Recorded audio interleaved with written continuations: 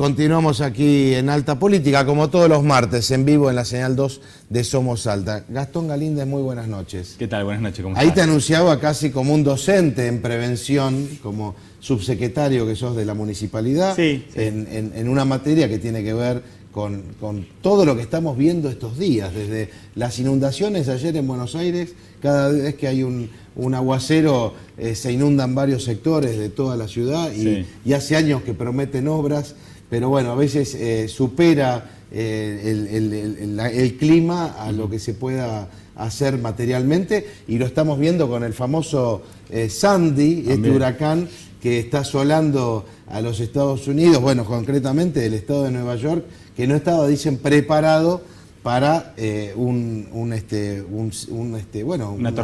tormenta de estas dimensiones. Sí, bueno. ¿Cómo se prepara Salta, que siempre para esta época llegan las lluvias? Ayer había algunas amenazas de tormenta eléctrica, y ya tuvimos, bueno, los incendios también, ¿no? Como parte de... Después déjame un capítulo del cambio climático. Ajá, y la responsabilidad del país del norte sobre el cambio climático. También, por supuesto, todo tuyo el bloque. Bueno, no, la verdad es que sí, de un tiempo a esta parte vemos que distintos gobiernos a nivel mundial han empezado a entender el riesgo como una gestión integral.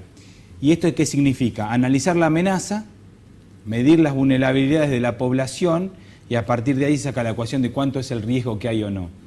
La mayoría de los desastres, catástrofes naturales superan los presupuestos públicos, esto está claro. Ajá. Lo que pasó en la ciudad de Buenos Aires es una tormenta que hacía 10 años que no ocurría con esa magnitud. Hemos visto la cuenca Riachuelo-Matanza desbordar, más de 3.500 personas que aún siguen evacuadas, muertos. Yo creo que no hay ninguna sociedad del mundo que esté preparada a una catástrofe de esa naturaleza. Lo que pasa es que tiene que ver con qué hace el hombre para ayudar o no a la ocurrencia de estos fenómenos naturales, y qué hace para prevenirlos. Y en esto estábamos discutiendo el otro día con un grupo de concejales el cableado por aire, la cantidad de postes, el arbolado. Cuando se pensó la ciudad de Salta, hace muchísimos años, se empezó a plantar eucalipto. El eucalipto no es un árbol de ciudad, es muy alto, termina siendo débil, se voltea. Decime para qué sirve un árbol de 6, 7 metros en medio de una ciudad, para generar un riesgo. Entonces, lo que bien decías vos, prepararnos, aprender cuáles son las medidas de autoprotección, y se empieza por casa. Se empieza por casa entendiendo cuáles son los factores de riesgo que tengo en mi domicilio. ¿Qué nos pasa? Cuando vamos a hacer los talleres en las zonas vulnerables, fundamentalmente vulnerables a las fuertes lluvias y a la inundación, hablamos con las señoras, con la mamá. Bueno, ¿usted sabe dónde se corta la luz, de dónde se interrumpe el suministro de energía eléctrica? No, esas cosas las sabe mi marido. Claro, ¿Y su marido está en su casa? No, está trabajando. Está trabajando. Claro, entonces eso es un riesgo. El agua empieza a crecer, llega a los tomas corriente. Entonces, es importante empezar por casa, detectar los factores de riesgo en casa. Para nosotros, la decisión del intendente Miguel Isa de crear un área de esta envergadura es una responsabilidad muy grande y a la vez un gran desafío, que nos permite definir a Salta como una de las ciudades del país que está pensando en la gestión integral del riesgo. Y esto también, con otro grupo de concejales, veníamos trabajando una ordenanza que es un sistema de gestión integral del riesgo. Esto nos va a permitir, como te decía, comprender las amenazas, el sismo, que es durante todo el año, son poco recurrentes, y por eso la gente tiende a minimizar las consecuencias. No va a pasar. Y cuando pasa y gravemente, ¿no? Exactamente. Y tenés las que son altamente recurrentes, como bien decías vos, los incendios, que sabemos siempre en qué época del año son, las lluvias, las heladas. Vamos hasta ahí. Tenemos, por un lado, el tema de los sismos, que ya en otro programa... cuando fueron los sismos, estuviste contando el tema de cómo han hecho inclusive hasta simulacros de cómo atender el momento, ¿no? Exactamente. Que creo que eso es importante, que casi esté en las currículas escolares para que los chicos de Salta y del norte argentino, en realidad, que viven en zonas sísmicas, sepan cómo actuar ante esas circunstancias. El tema de los incendios, que sabemos que siempre llega agosto con los vientos ondas, y que fue catastrófico, podríamos decir, para el Cerro 20 de Febrero y San Bernardo este año, que fue asolado, digamos, Sí. y con el riesgo de las viviendas que están al pie del cerro. Podríamos decir otro capítulo. Después llegan las lluvias. Después llegan las Y llegan las lluvias y en Salta tenemos uno de los grandes temas que quiero preguntarte, es la cuenca, digamos, de los ríos que surcan la ciudad. Exactamente. Concretamente, bueno, el río Arenales, que tiene digamos, quizá hay mucha contaminación también del río, y todo eso también termina siendo contaminante para el Cabra Corral. Pero puntualmente el peligro de la crece en el verano. ¿Cómo están preparándose para eso? Claro, nosotros esas amenazas las definimos de 3 maneras, como dicen los geólogos, y un gran amigo también seguramente de la casa, Ricardo Alonso, que es columnista nuestro. Claro. Sí. Las geográficas, las meteorológicas y las geológicas. La geología, nos referimos rápidamente para un ejemplo al sismo. La geografía, justamente esta que decís vos, de los ríos en la ciudad, y la meteorológica. Y tenemos el Vaquero y el Arenales. ¿Cómo trabajamos? Fundamentalmente identificando la vulnerabilidad de las familias que viven en la zona. A ver, tenemos familias que viven en un domicilio, por decirlo de alguna manera, bien constituido, y otras familias que están en asentamientos. Tenemos un asentamiento dentro del río Arenales, con que estuvimos trabajando mucho también con Javi, que es el asentamiento El Albergue. Los vecinos de ahí no quieren salir y están dentro del lecho del río. Están dentro del lecho. Dentro de la línea de ribera, determinada por la Comisión de Recursos Hídricos de la provincia, y dentro de la línea de inundación de la última crecida del río, que fue el 31. Y bueno, y entonces esas cosas, ¿cómo? Claro, hay que trabajar con esa gente para generar conciencia. Los vecinos realmente a veces minimizan la posibilidad de ocurrencia de fenómenos de esta naturaleza. Y bueno, después cuando viene la crecida, además el río Arenales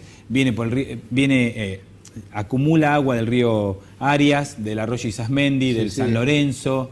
Y del Astillero también, claro, sí, son varios, ¿no? Cuando llueve en la ciudad es una cosa, ahora cuando llueve en San Lorenzo y empieza a venir toda esa agua, genera una crecida del famoso, las crecidas de los ríos, de montaña. De montaña y de verano, concretamente, sí. Entonces vos tenés que la ciudad escurre de norte a sur y de oeste a este. Y todos los canales colectores van desembocando de alguna manera en el Arenales, que es el gran colector. Sí. Entonces se hace complejo. No es algo muy simple decir, bueno, calculo un canal nuevo y lo hago, o... Ahora, está el proyecto de canalizar una parte, ¿no? De Arenales, digamos... Sí, de canalizarlo, de hacerle una costanera, sí, son fondos... De hecho, estuve viendo con el río San Lorenzo, están haciendo también una obra muy importante, ya le preguntaremos al intendente, que va justamente a la vera del río. Nos llama la atención porque digo, bueno, ¿cómo será el día que llegue la crece? Claro, la verdad es que lo importante es tomar conciencia del riesgo. Es como cuando, no me gusta la comparación, pero quiero ser bien gráfico. Cuando uno tiene una enfermedad, lo importante es aceptarla. Hacer un diagnóstico. ¿Somos vulnerables? Sí, somos vulnerables. Claro. Vivimos en zona 3 de riesgo sísmico, vivimos en zona en el medio, al lado de un río. Correcto. Lo acepto. Bueno, ¿qué hago para minimizarlo, el riesgo urbano, para mitigarlo? Y ahí es donde el Estado, a partir de la creación de esta área, que es de gestión del riesgo, que digo gestión del riesgo para anular la vieja teoría que era solamente la respuesta. Nos preparamos para la respuesta y nada más. No. Entendamos el riesgo, estudiémoslo, tracemos líneas de base, sepamos dónde estamos parados, cuántos recursos tenemos disponibles, cuántos recursos serían necesarios, quién más debería participar. La comunidad científica, a mí en este último año me ha abierto mucho las puertas de la comunidad científica, de la mano de Ricardo Alonso, de la mano de la Universidad Católica, la UNSA, institutos. Involucrándose en la problemática. De frente, con tesis, con estudios, con trabajo y siendo parte porque el conocimiento científico aplicado a la gestión del riesgo a los funcionarios nos ahorra muchísimo tiempo. Es decir, involucrar a los sectores que piensan sobre la realidad esta concreta. Y a todos. Mañana Andrés Uriani, periodista profesional, abogado, tiene una idea, la puede proponer en el sistema de gestión del riesgo y se atenderá en el capítulo del plan correspondiente. O sea, y esto es una política pública real, y esto es un plan que lo hacemos entre todos, y nuestra obligación es de armarlo y hacerlo conocer. Pero la obligación de la ciudadanía es conocerlo. ¿Cuáles serían hoy los temas, digamos, puntuales? Porque vos estás preparando de alguna manera el organismo que tenés a tu cargo para una eventual crecida de un río, o las tormentas de verano que pueden traer algún otro tipo de siniestralidad. Sí. ¿Cuáles son las previsiones que estás tomando, Gastón? Lo fundamental es, en estos últimos meses, fue nuestro gran trabajo en equipo. Eso para nosotros es lo fundamental. ¿Pero hay alguna limpieza de causa, alguna tarea concreta de material? Sí, fundamentalmente para esta época se hacen dos cosas. El trabajo de talleres con las zonas vulnerables, definiendo las zonas de riesgo, las vías de evacuación, los puntos de reunión y los centros de evacuados, equipando los centros de evacuados con botiquines, con frazada. Definido, el barrio sabe cuál es el centro de evacuado. Ahora, qué tremendo también, por otro lado, que haya que pensar en la evacuación, porque esa gente en realidad, como vos bien decís, no tendría que estar viviendo en esa zona tan vulnerable. Exactamente. Y habría que pensar en relocalizarlo y que comprenda a esa gente que no puede vivir en el lecho de un río. Bueno, ahora hay una relocalización de alguna parte de el asentamiento San Juan de Dios, que también estaba en la zona suroeste, más abajo. De alguna manera se está trabajando y algunos vecinos sí están aportando o siendo parte de la solución. A veces son parte del problema, pero ahora están siendo parte de la solución. Por un lado trabajamos con las comunidades vulnerables, con los talleres, y por el otro esta limpieza y mantenimiento constante de los canales, fundamentalmente los canales testigos, que son los que son colectores de otros canales más pequeños. Ya los tienen identificados, ya saben dónde tienen que estar limpios, dónde hay que escurrir el agua. Y les tenemos medido el tiempo y la cantidad de agua para saber la saturación. A partir de una altura determinada sabemos que puede pasar en esa zona. Y entonces cuando, de acuerdo al protocolo, cuando llueven tantos milímetros o tanto tiempo, ya sabemos que los operadores de emergencia salen de base, aunque no haya ningún llamado, a tal lugar, porque ya saben que ahí puede haber una a verificar el estado de los canales. ¿Trabajás con Defensa Civil fuertemente? Exactamente, y a eso me refería cuando hablábamos al principio de todo el equipo. Es Defensa Civil, es el Sistema de Emergencias 911, es el SAMEC que conduce Mario Palacio, es Vialidad de la provincia, es Vialidad Nacional, es EDESA, Luzal, Gasnor, Agua, todos formamos parte del Comité de Emergencia, que justamente la semana que viene tenemos la reunión anual, que hacemos siempre los primeros días de noviembre, y forman parte todos de este esquema, junto con los bomberos, las asociaciones de voluntarios. ¿Y qué hacemos?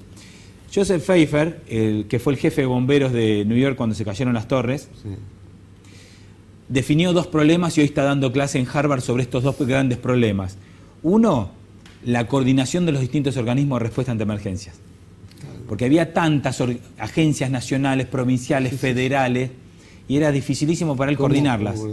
Y después las comunicaciones, que obviamente se saturan las líneas de teléfono y se caen. ¿Y ustedes ya están pensando en un sistema de comunicación entre estos organismos? ¿Ya lo tienen? Con equipos de radio antiguos, VHF y UHF, nos hemos puesto de acuerdo, todos cambiamos a una frecuencia, que es la frecuencia que usamos en la emergencia, y todos los jefes que conducimos áreas de emergencia estamos comunicados. Esto realmente es muy bueno lo que uno escucha, porque es como que estamos poniéndonos por delante, digamos, del siniestro, ¿no? Y qué bueno que en la Argentina aprendamos a pensar así, a mediano y a largo plazo y con la previsión correspondiente, ¿no? Y se aprende mucho de las experiencias de afuera. Estos últimos 10 huracanes, desde Ike hasta ahora Sandy, nos permite a nosotros entender cómo fue la preparación a la comunidad, cómo fueron las alarmas, cómo fueron las alertas, cómo fue el servicio meteorológico cumpliendo o no, cómo fueron las imágenes de radar, cómo se comportó la población y qué cosas no esperaban. En Nueva Jersey no esperaban la rotura del dique. Claro, ahí está. No la esperaban. Claro. O sea, vos decís, bueno, ¿cuáles hipótesis tengo? Y tenés que pensar en todas. Todas, y esa no la tenían en cuenta. Y se rompió. Y ahí se rompió. Sí. Y tienen ahí más de 800 familias con el agua, 1 metro de agua en su casa. Sí. Se rompió el dique. Bueno, hay que a veces no ser alertar o no ser alarmista, pero pensarla. Pensarla por lo menos. Que Gastón Galíndez piensa en todas las contingencias que puede pasar. El equipo, sí. dijiste algo que me quedó ahí pendiente, que es el tema del cableado Sí. aéreo, Sí. y que hoy en día las ciudades más modernas tienen cableado subterráneo. Sí, ¿Es factible que por lo menos en el casco histórico de Salta en algún momento lo logremos? Porque Sí. además tiene que ver hasta además del problema de la siniestralidad, pues tiene que ver hasta con la contaminación visual de una ciudad. Efectivamente, se comenzó con el trabajo ese en la zona de la Balcarce y se va a continuar en la medida que las finanzas públicas lo permitan, pero sí, es un objetivo de esta gestión hacerlo. Fue un objetivo de esta gestión también planteado hace varios años. Lo que pasa es que es altamente costoso, en el que todos tienen que colaborar también, ¿no? Las mismas empresas tienen que colaborar porque el uso del espacio aéreo... Bueno, que se pongan las pilas las empresas también, entonces, pero claro. estaría bueno. Gastón, te felicito, realmente, bueno, muchas gracias, y creo que puede servir a toda la teleaudiencia, inclusive a toda la gente que nos ve en el interior, para que en cada comunidad, en cada municipio, también haya personas que se ocupen de la previsión ante estas catástrofes, que bueno, tiene que ver con el cambio climático y no hablamos de No eso. hablamos. Pero en la próxima vez me gustaría que toquemos el tema. Con todo gusto. Vamos nosotros a la última pausa aquí en Alta Política y enseguida Javier Cornejo Solá y la columna internacional.